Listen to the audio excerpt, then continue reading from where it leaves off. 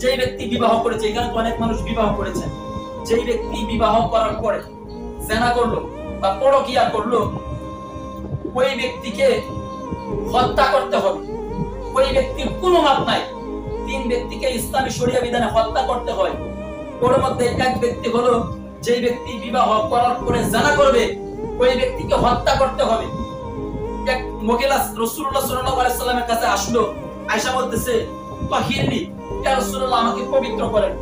রাসূলুল্লাহ সাল্লাল্লাহু আলাইহি সাল্লাম তাকে বলেন, তুমি কি করেছো? তোমাকে কিসের পবিত্র করব? তখন ওই মহিলা বলে, ইয়া রাসূলুল্লাহ, ইয়া হাবিবাল্লাহ, আমি ব্যভিচার করে ফেলেছি। তখন রাসূলুল্লাহ সাল্লাল্লাহু আলাইহি সাল্লাম একটু চুপ থাকলেন। চুপ থাকার কিছুক্ষণ পরে বলতেছে, যাও, তুমি বাড়িতে যাও, বাড়িতে গিয়ে বেশি বেশি বেশি বেশি করে তাওবা করতে থাকো। তখন কিছুদিন পরে মহিলা আবার আসলো। আসার পরে রাসূলুল্লাহ সাল্লাল্লাহু আলাইহি ওয়াসাল্লাম একবারে চুপ নিস্তব্ধ হয়ে গেলেন।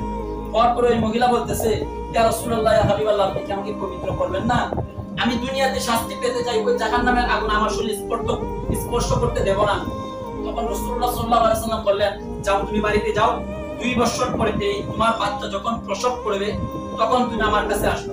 যখন আসলো, আসার পরে রাসূলুল্লাহ সাল্লাল্লাহু আলাইহি ওয়াসাল্লাম বললেন, যাও, তোমার বাচ্চা যখন 2 বছর বয়স হয়ে যাবে, যখন দুধ খাওয়া ছেড়ে দিবে, তখন আবার আসবে। তখন আবার আসলো। আসার পরে রাসূলুল্লাহ সাল্লাল্লাহু আলাইহি ওয়াসাল্লাম সমস্ত সাহাবীদেরকে বললেন, হে সাহাবায়ে কেরাম, ওই মহিলাকে তোমরা ওই মরুভূমিতে নিয়ে যাও। নিয়ে যাওয়ার পরে ওই মহিলাকে তোমরা বুক পর্যন্ত গাড়বা, গাড়ার পরে ইট পাথর ছুঁড়ে ছুঁড়ে নিক্ষেপ করে করে ওই মহিলাকে হত্যা করে ফেলবা। তখন এক সাহাবী ওলীদ বিন খালিদ রাদিয়াল্লাহু তাআলা আনহু একটি পাথর নিক্ষেপ করলেন ওই মহিলার মাথায়। যখন মাথাতে মারলেন, রক্ত ছিটকে তার গায়ে এসে পড়ল। তখন খালিদ বিন ওলীদ রাদিয়াল্লাহু তাআলা বলতেছেন, সি সি সি, এক পাপী মহিলা, এক বেবিচারী মহিলার রক্ত আমার শরীরে লাগলো।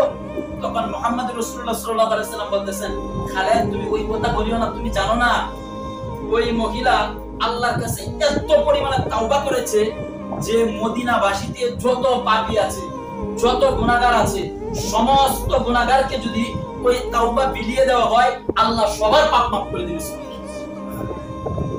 কিন্তু আল্লাহ রাসূল সাল্লাল্লাহু আলাইহি ওয়াসাল্লাম এই কথা বলতে পারলেন না যে ওই মহিলার সমস্ত পাপ মাফ হয়ে গিয়েছে, আল্লাহ সমস্ত পাপ ক্ষমা করে দিয়েছেন, তাকে হত্যা করতে হবে। এই কথা তিনি বলেন নাই, তিনি তাকে হত্যার আদেশ দিয়েছেন।